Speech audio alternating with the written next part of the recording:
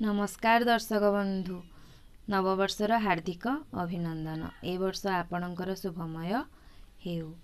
आज आमे साहित्य बहिर छोटरू बड़ कविता विषय पढ़िबा। एठारे कवि डॉक्टर जानकी वल्लभ महांती छोट जिनिस आमर केमती बड़ उपकार लागे ता विषय वर्णना करिसंती। कानने फुटी छोट फुलटी भितरी जाए बास, छोट कूअटी जोगाए जल लोके बरस मास। क्षुद्र एक प्रदीप शिखा तमसा पारे जिणी, क्षुद्र बारी धाराटी हुए प्रबल स्रोत स्विनी।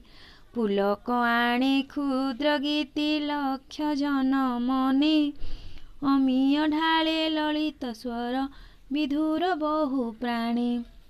क्षुद्र एक तरणि लंघे क्षुब्ध जल धारा, क्षुद्र नर बुद्धि बड़े जिणिछि वसुंधरा। से हुए बने विराट तरु जिथिला दिने सान, छोट शिशुटी बढ़ी रखई देश जातिर मान।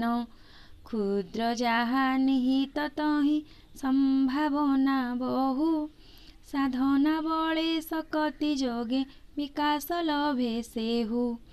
हेले भी छोट सकति तार दिने ना दिने फुटे, युक्त होई बहुर साथे दिग विदिग छुटे।